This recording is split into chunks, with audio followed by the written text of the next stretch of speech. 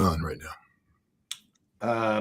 All right, I have to jump to Ukraine to ask you a couple of questions. Recently, the Iranians have struck Moscow, even a residential neighborhood, for 3 nights in a row. Does that surprise you that they were able to reach into the residential areas of Moscow where you and I have visited? now. Yeah, I think you meant the Ukrainians, not the Iranians. Yes, I meant to say Ukrainians. Hence the look on your face. Yes, thank you. I do this all the time myself, so it's okay. Because we have two conflicts going on that are both very serious conflicts. I was just in Moscow last month. I had asked people there, about Iranian drone attacks, and they said that Moscow had built up a fairly decent defense, and that it was very difficult for drones to get through. But it doesn't surprise me that drones are able to get through.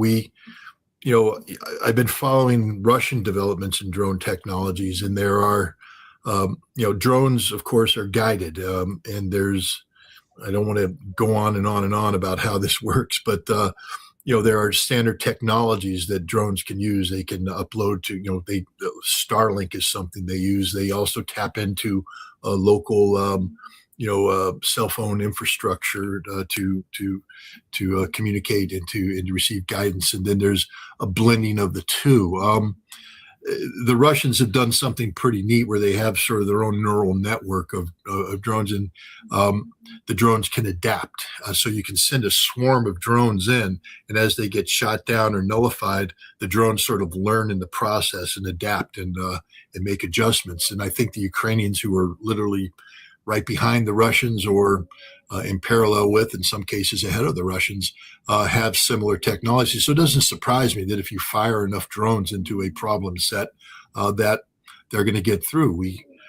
We've seen this in their strikes in Tuapse. We've seen that in their strikes in Primorsk and other areas. So no, it doesn't surprise me that the Ukrainians were able to leak drones through. What surprises me is the lack of decisive response on the part of Russia.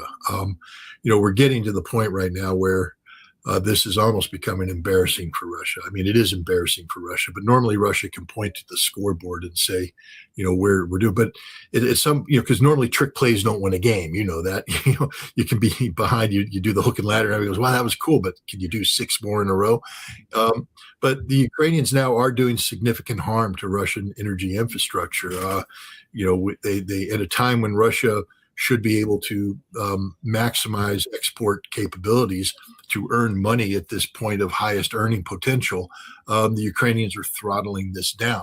It's not permanent damage, but it's damage nonetheless.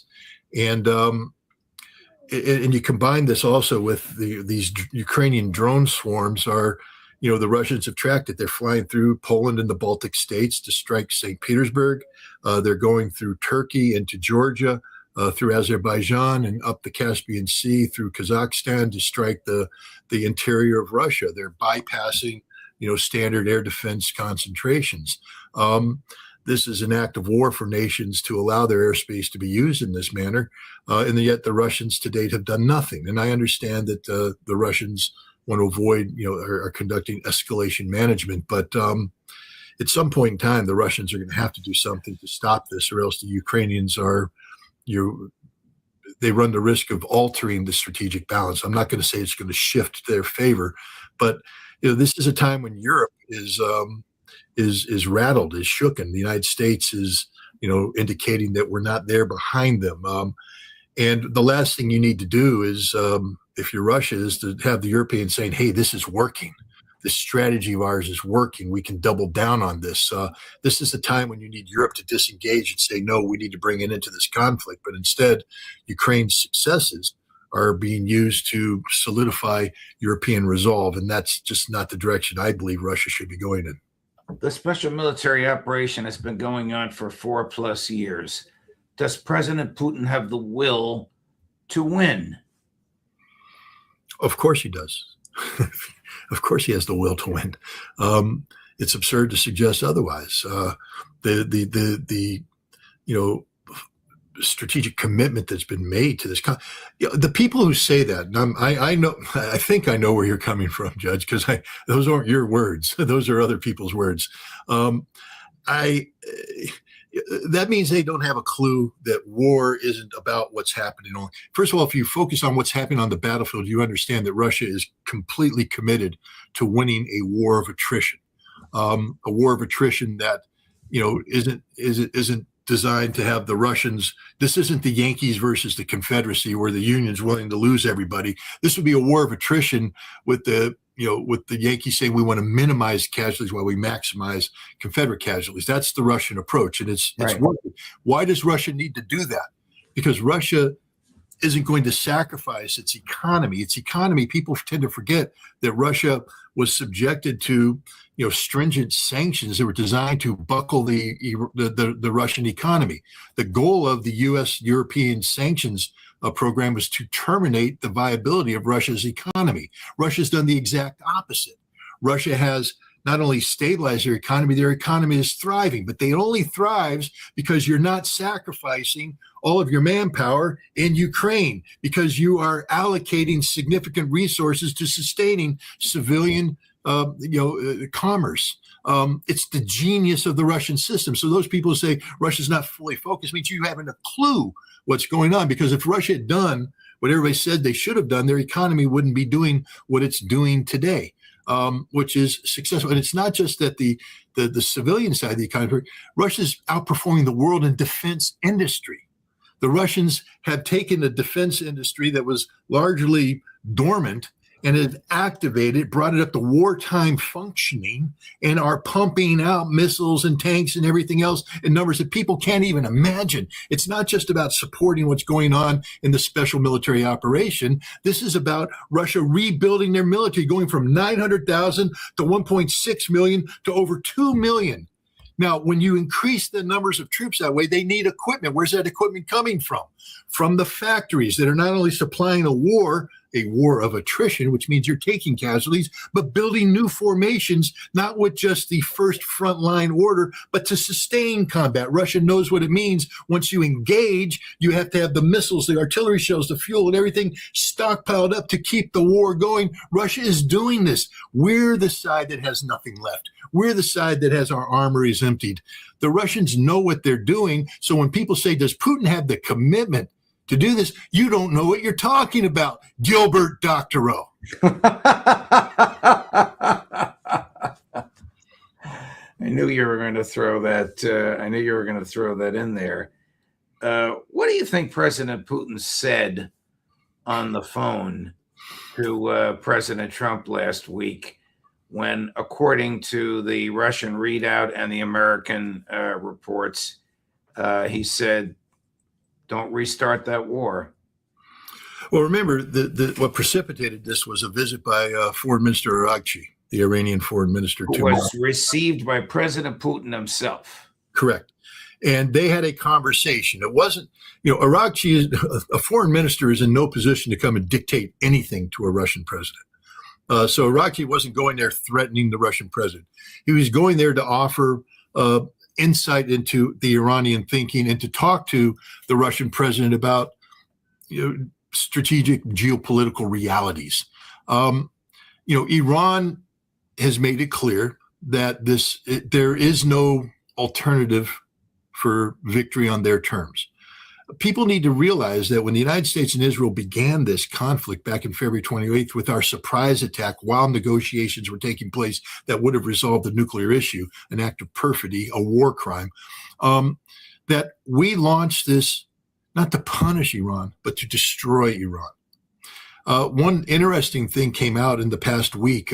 We now know that Israel took air defense systems from Israel and deployed them to the United Arab Emirates, not just the systems, but Israeli troops. So Israeli troops on the ground defending a Gulf Arab nation from Iran. Well, defending, they were part of the offensive against Iran, which is why the UAE is being hit today, by the way. Everybody's like, they're victims. They're not victims. They participated in the surprise attack against Iran. But this is not a war that Iran can, walk away from or give the United States something. This is existential survival, and it's linked to the existential survival of Russia and China as well.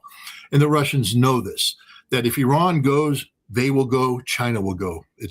This is not, that's just the way it is. So the Iranians said, this is what we have to do. We have to maintain some sort of deterrent value, which is to put the United States on notice that if you resume military operations, we will terminate the ability of the Gulf Arab states to not just produce energy, but to exist. They will die. And that's hyperbole, Scott. I don't know. Gosh, go to Kuwait City, shut down all the desalination plants. Tell me what happens in the weeks that follow when there's no fresh water. Well, there'll be no people. Bingo. But it's not just this. What's happening in the world today, everybody's focused on oil. And of course, oil is a big deal. But, a large part of the world's fertilizers come from the Middle East, and they're not getting out. This is springtime.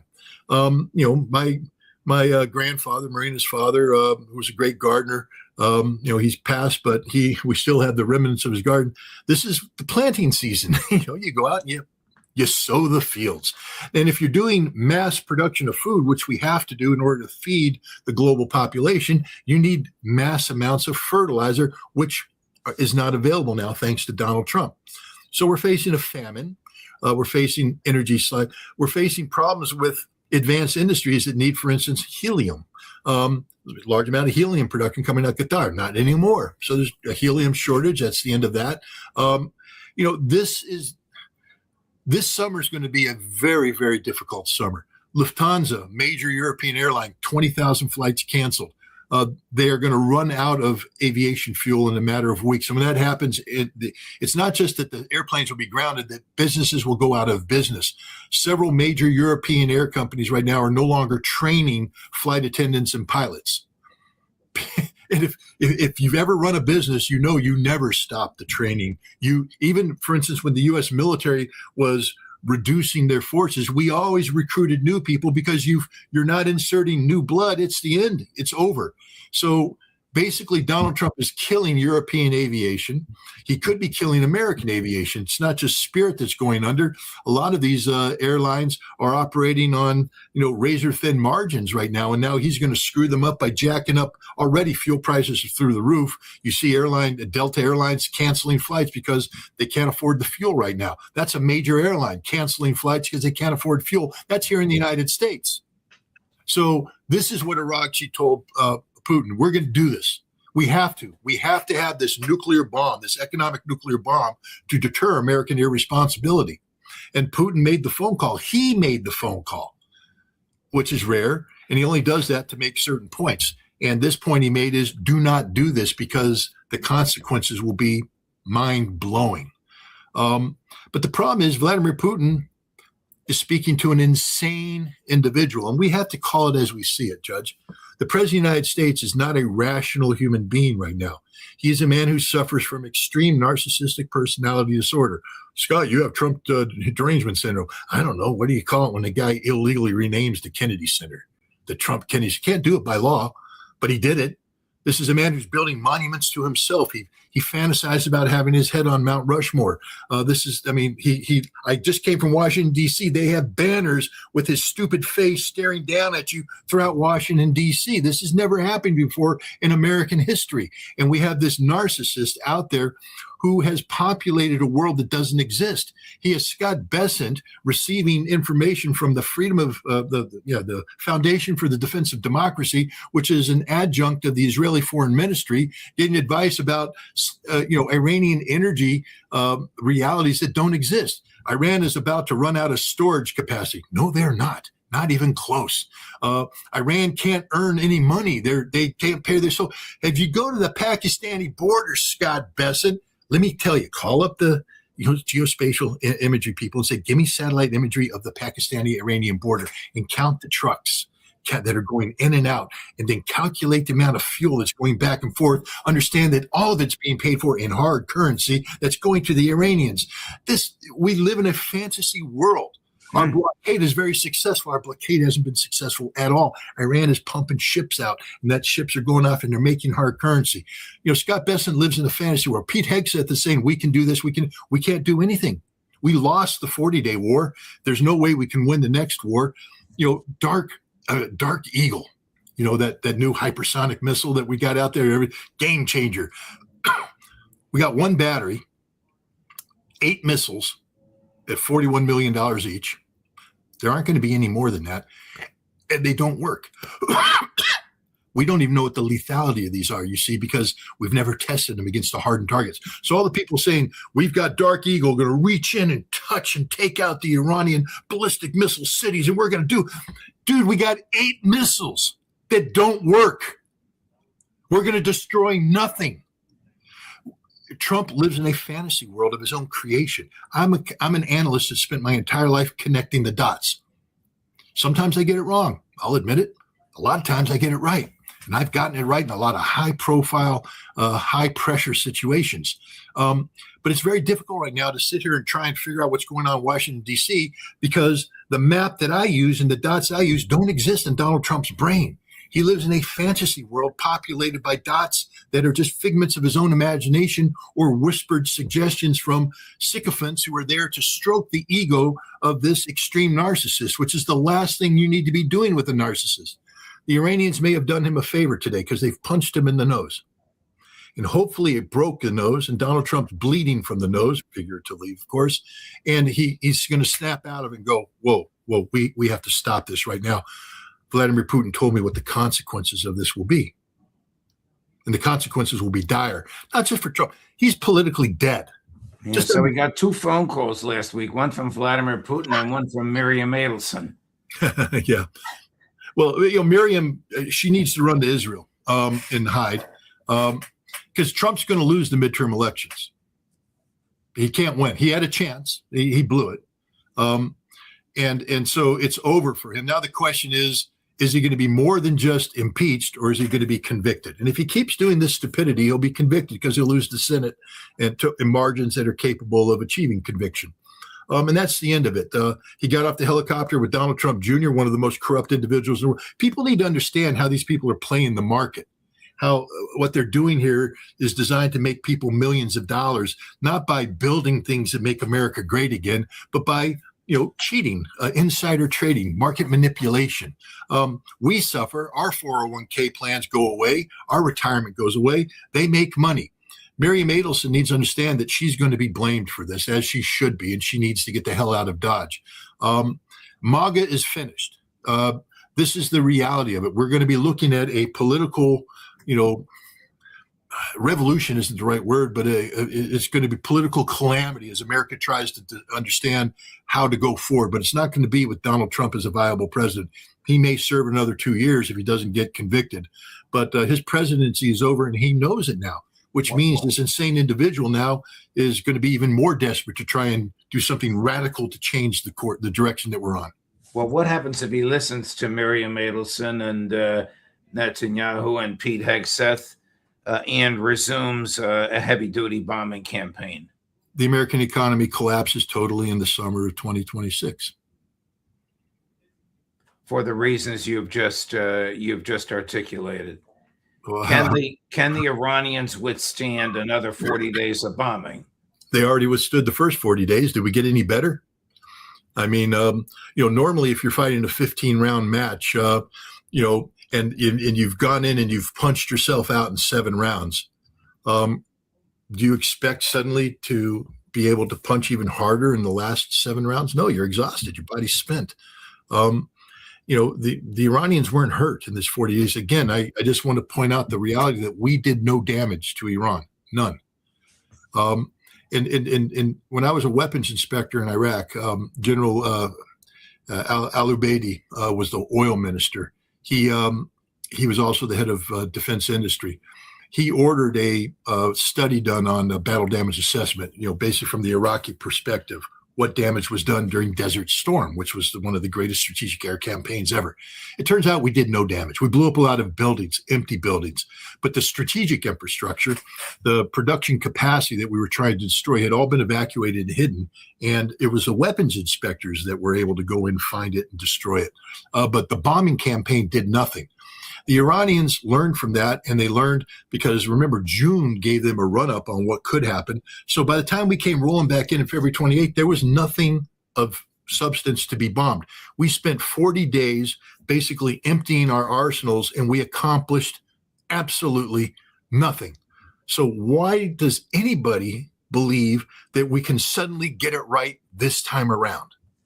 We don't know what we're bombing. We don't know where things are. Pete Hegseth is in the business of just making things go boom and declaring victory. Remember, this is a president who was shown war porn every night as an intelligence briefing. That's it. Hegseth went in and got the best things that went boom and put in front of the president. But it turns out half the stuff that he was watching going boom were decoys. The other half were empty buildings. And that's all we accomplished. Nothing. Let me get back to President Putin. He also had a phone call with Israeli Prime Minister Netanyahu. What did he say to him? I don't know. Putin here is, you have to remember that, I think 20% of the Israeli population are Russian citizens. And Putin has said, when we speak of the Russian nation, not the Russian, but Russaini, the larger nation, Israel factors into it because it has a large percentage of Russian Jews living in Israel. But I also think that he was putting the Israelis on notice for, that there will be consequences to resuming the conflict. I also believe that he was putting them on notice for, helping the Ukrainians strike Russia. I think Russia is putting together the naughty list. And at some point in time, as I said, they can't continue to allow these drones to strike with impunity. And there will be the Israelis helped the Ukrainians strike Russia? Yeah. Mossad? Mossad, Amman, the Israeli government, for technologies are being provided to the Ukrainians to facilitate the operation of their drones. Wow. Who wins the waiting game? I'm talking about the U.S. and Iran. Iran has all the cards. I mean, there's a perfect meme. Donald Trump going, I got all the cards, except they were Uno cards, and the purpose of Uno is not to have all the cards. And then the Iranians are showing their hand and they say, yeah, you've got all the cards because we're winning. Iran wins this. Iran easily wins this. Again, my wife tells me don't read the comments. There's people at Ritter's talking shit. Maybe, but I don't think so. When this war started, the Middle East produces 20%, 22% of the world's energy. Kuwait in the month of April exported 0. Bahrain's in a similar position. None of that energy, 22%, made it out. Very small amounts of it. That means that, and if you know anything about the energy thing, once things get flowing, it takes time. I mean, it's not instant. We don't open the Strait of Hormuz today and tomorrow have gasoline in the gas station. It has to flow. It takes weeks, if not months, to get to destination. It gets stored. It then gets processed. It gets out, enters the manufacturing process, turned into gas, plastics, whatever, and then it has to make its way to market. So by the time it gets to market, we are literally talking several months after it entered the pipeline. So we today are sitting there going, well, it's not that bad. I mean, we're paying a little bit more at the gas pump, but that's because of traders and market manipulation. But everything's working out. We still got stuff. Guys, it's over. The last stuff that went in on February 28th has reached the end. It's reached market. Nothing's come in the pipeline since then. Nothing. And so we are going to be looking at a total collapse. Who wins the waiting game? Iran. Scott Ritter, thank you very much, my dear friend. Great analysis from Moscow to Tel Aviv to Tehran. Thank you, my dear friend. Congratulations on the beautiful addition to your family. And Scott, if Larry Johnson is right and Trump is foolish enough to resume a war in the next 2 or 3 days, we'll call on you. Okay. All right. Thank you, Scotty. All the best, my